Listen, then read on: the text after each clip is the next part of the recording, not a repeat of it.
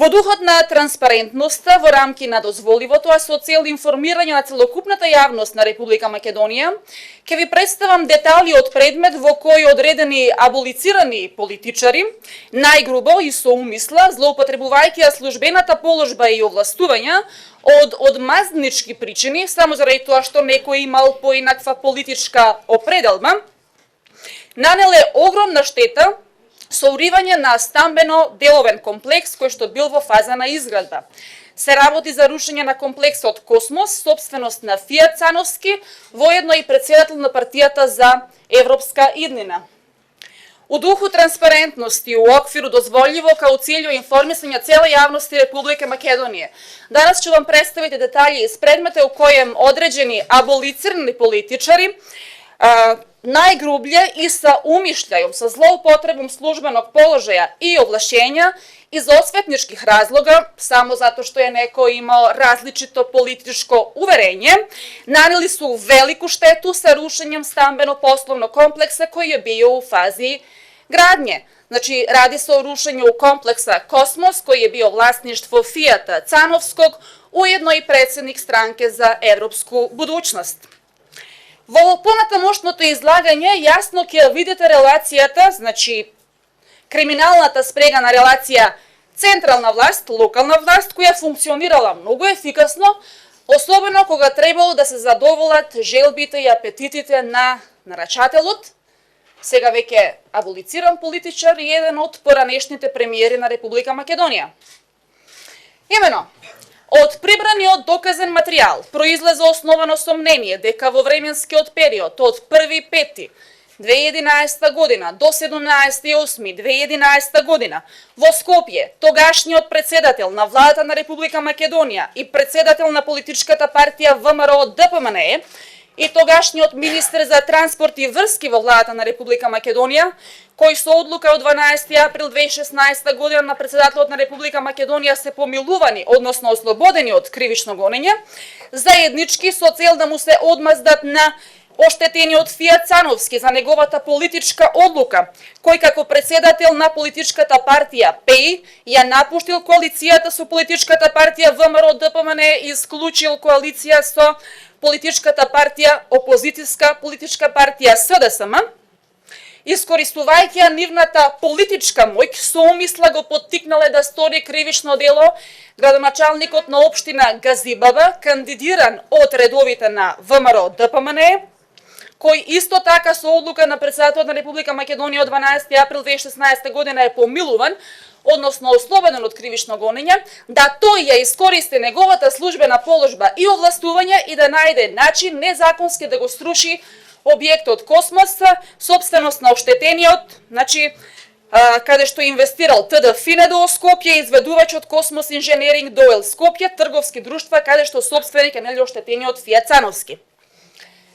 Градоначалникот го прифатил ваквиот налог и ја повикал, искористувајќи ја својата функција, положба и надреденост, ја повикал првоосомничената службено лице, овластен градежен инспектор во секторот за инспекцијски работи во одделението за урбанистичко градежна инспекција во општина Газибаба и кажал дека од врвот на партијата ВМРО ДПМНЕ побарале да се најде начин незаконски да се сруши објектот. Таа се согласила со тоа и свесна за последиците и за штетата која што може да настане од незините дејствија, како овластен градежен инспектор со искористување на својата службена положба и овластување во општина Газибаба, во населба Керамидница, на улица Перо Наков број 94 во Скопје, постапила спротивно на член 47.4 од Правилникот за стандарди и нормативи за урбанистичко планирање и спротивно на член 134.4 од Законот за градење. Истата, за да ја реализира постапката за рушење на стамбено-деловниот објект Космос, направила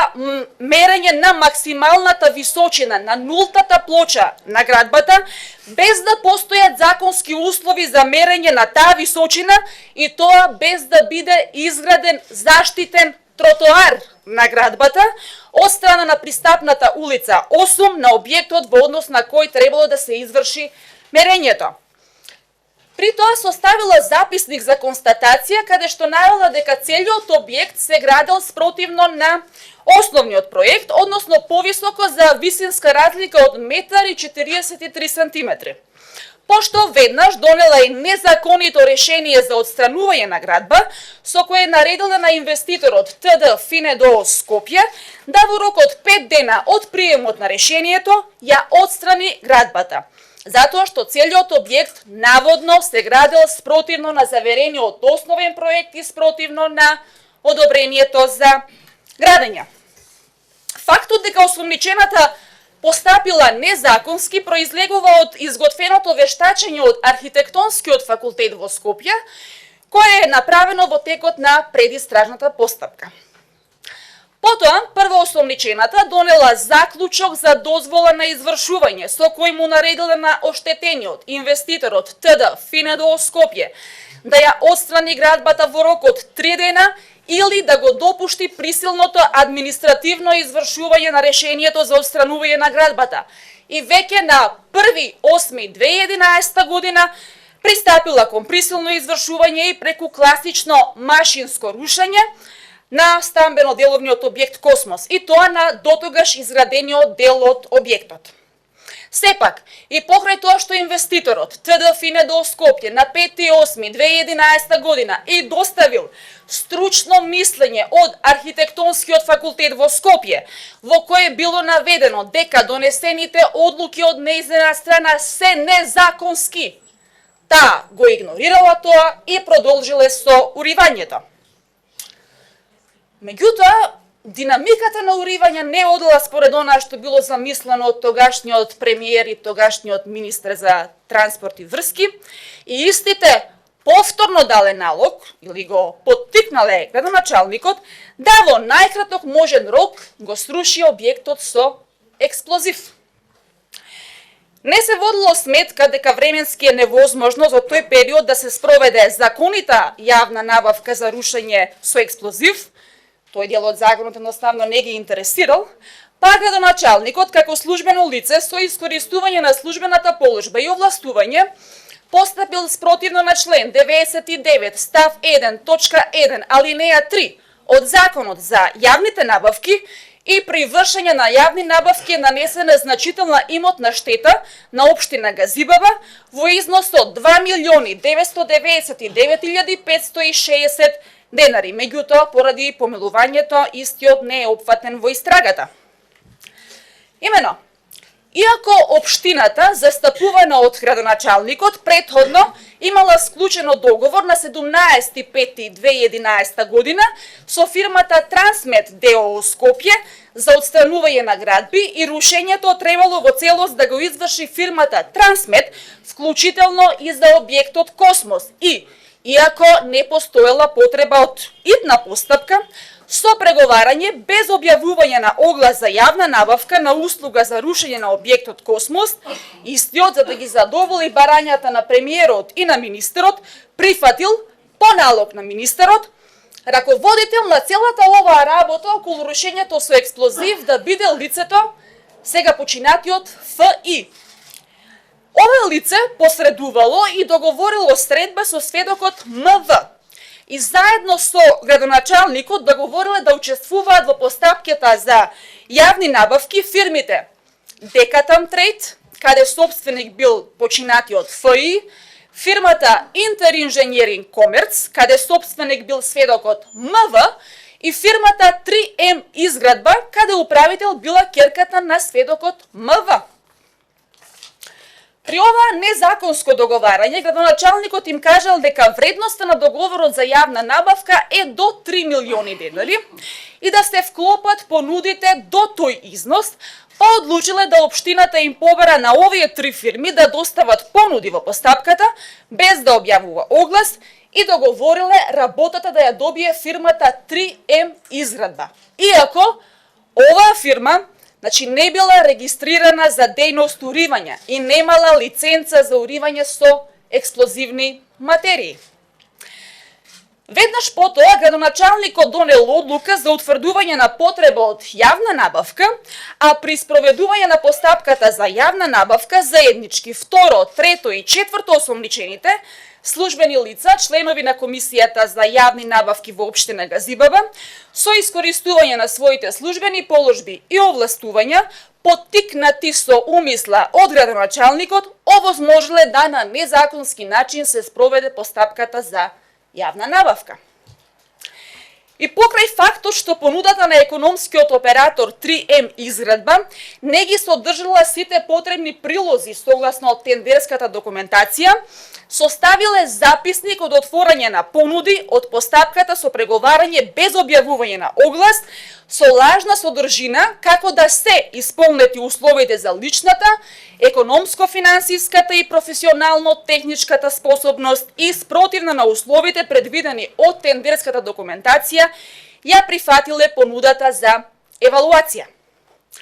Потоа, осомничените членови на Комисијата за јавни набавки изготвиле и извештај од спроведена постапка со невистината содржина дека понудата на 3М изградба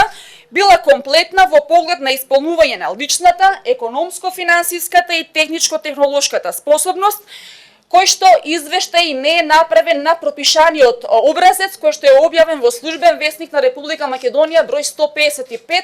од 2.12.2010 година.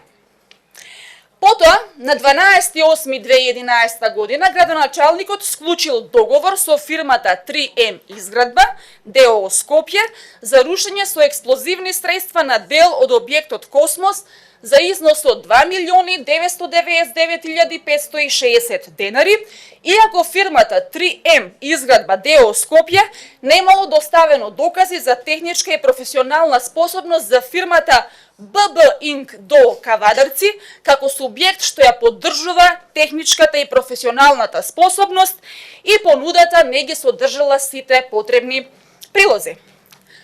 Сепак, врз основа на склучениот договор од општината Газибаба, бил исплатен претходно наведениот износ во корист на 3М изградба ДОО Скопје, со што е причината имотна штета во тој износ на општина Газибаба. Потоа се продолжило со уривање на објектот со експлозив и со уривањето на објектот му нанеле значителна штета на оштетениот инвеститорот ТД Финедо Скопје во вкупен износ од 916.386.408 денари или 14.900.592 евра. Овој износ на штета е причинет со действијата на незаконското рушење на објектот и тоа е износ од дотогашната инвестиција во објектот. Од друга страна пак штетата која што ја побарува оштетениот е во износ од 58.866.868 евра, во која влегува оштетно побарување по повеќе параметри. Со наведените действија постои основано сомнение дека првоосомничената сторила кривично дело злоупотреба на службената положба и овластување од член 353 став 3 во врска со став 1 од Кривичниот законник, а второ, трето и четврто осомничените за нив постои основано сомнение дека сториле кривично дело злоупотреба на службената положба и овластување од член 353 став 5 во врска со став 1 во врска со член 22 од Кривичниот законник. Против осомничените до Основниот суд Скопје 1 Скопје ќе бидат побарани соодветни мерки за нивно обезбедување присуство во текот на постапката. Сега ќе ви презентирам и дел од пораките кои се обезбедени со вештачење на мобилниот телефон на сега починатиот ФИ, што го користел во тој период, кој е прибавен во предистражната постапка која го водеше ова обвинителство, за да ја видите намерата и брзината со која се извела оваа операција на рушење и секако бескрупулозноста. Се разбира дека претходницата на овие пораки ја чувте во веќе широко познатата фраза "миле ми текна", или во овој случај "миле ми текна друга варијанта, ние да го смениме таму дупот". Во овој случај, како дел од неовластено прислушкуваните разговори помеѓу еден од поранешните премиери на Република Македонија и поранешен министр за транспорт и врски. Имено.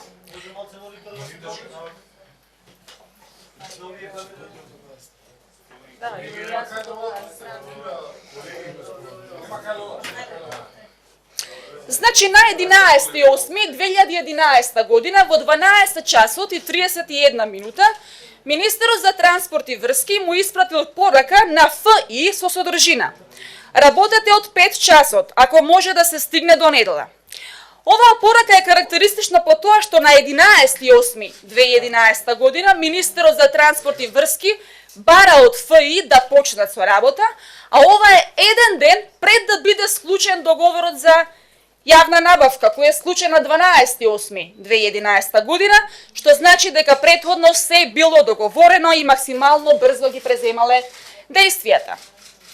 Министерот за транспорт и врски на 13.8.2011 година, во 8 часот и 4 минути му испратил, значи во сабота, му испратил порака на ФИ со содржина: да, рушењето го направат во понеделник, затоа што во вторник е било политички масакар. Сметаме дека треба да се истакне и пораката испратена од ФИ до Министерот за транспорт и врски на 14.8.2011 година во 10 часот и 33 минути. Поточно еден ден пред рушењето на објектот со експлозив, со оваа содржина: јас ќе го испочитувам договорот со тебе и за партијата.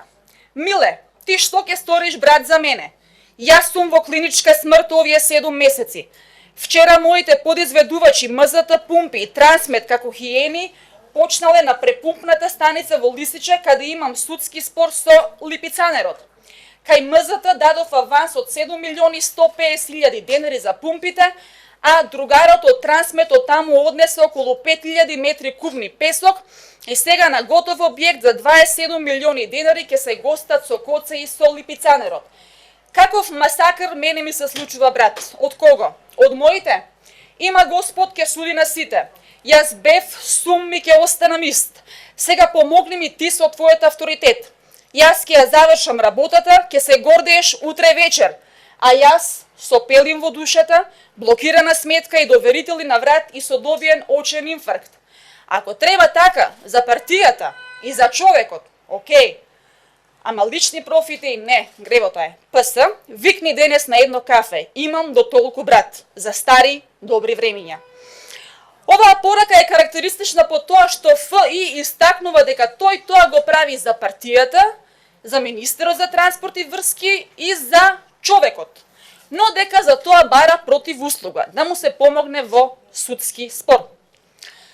Посебно е интересна содржината на пораката испратена од ФИ до Министерот за транспорт и врски на 13.9.2011 година во 13 часот и 4 минути. Со следнава содржина: до кога да чекам витамини? На 15.8. ја завршив работата. Барам од тебе да го исполниш она што го вети, но не она што го ветуваше за други институции. Те замолувам да ја завршиш работата на ист начин како што ме замоли пред месец дена. Поздрав! На следовите ќе може да забележите и други пораки помеѓу Министерот за транспорт и врски и ФИ и помеѓу градоначалникот на општина Газибаба и ФИ, од чија содржина може да се утврди дека и градоначалникот учествувал во сите действија како што учествувала и првоосомничената. Инаку, вештачењето кое што е прибавено од архитектонскиот факултет во Скопје, како што претходно наведов, го потврдува незаконското рушење на објектот, а сведоците го надополнуваат целиот тек на настанот. На слайдот кој што сега е прикажан, значи ви е прикажано кои услови треба да бидат исполнети за да се врши такво мерење, но пак потенцирам дека во конкретниот случај немало изградено заштитен тротоарна градба, ниту пак постоела изградена улица со тротоари за да може воопшто да се врши мерење. Почитувани, да заклучам. Значи, иако во овој случај за извршување на криминалните активности за кои постои основано сомнение дека се извршени, наредба и поддршка имало тогашното највисоко раководство на државата и навидом се било покриено формално правно и документацијски, со ова само уште еднаш се докажува дека не постои совршен злостор.